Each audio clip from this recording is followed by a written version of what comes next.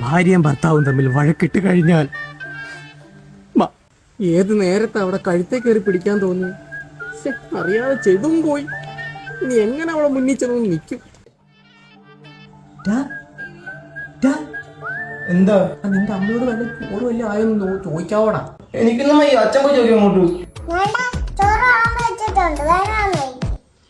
അമ്മ എന്തിനാ കപ്പിനോട് സംസാരിക്കുന്നേ?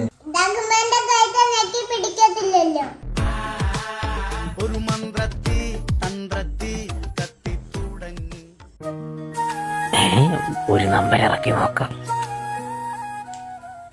ഇവിടെ ഒരു പിച്ചാത്തി ഇരിപ്പുണ്ടായിരുന്നല്ലോ. അയ്യോ, പിച്ചത്തേക്ക് എടുത്തോണ്ട് പോകുന്നുണ്ട്. അപ്പൊ കാണിക്കാന്നാണോ? എനിക്കൊരു കുഞ്ഞുള്ളേ വലിച്ചു. അച്ഛാ, എനിക്കൊരു 50 രൂപ വേണം സ്കൂളിൽ പോവാൻ. തരാവടാ. തരും 50 രൂപയും തരും. പിന്നെ നിന്റെ പെടലിക്ക് ഒരു നെക്കും കൂടി തരും. എടാ പെണ്ണും പുള്ളിയോട് അങ്ങനെ ഇങ്ങനൊന്നും വഴക്കിടലടാ. സംയമനത്തോടെ കാര്യങ്ങൾ പറഞ്ഞ് മനസ്സിലാക്കണം.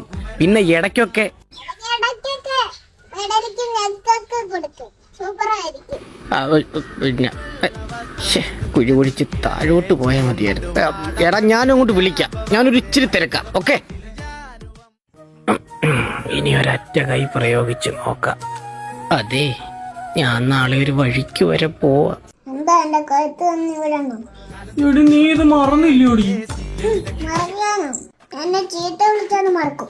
പക്ഷെ എന്റെ കഴുത്തിന് പിടിച്ചത് അത് ഞാൻ മറക്കത്തില്ല.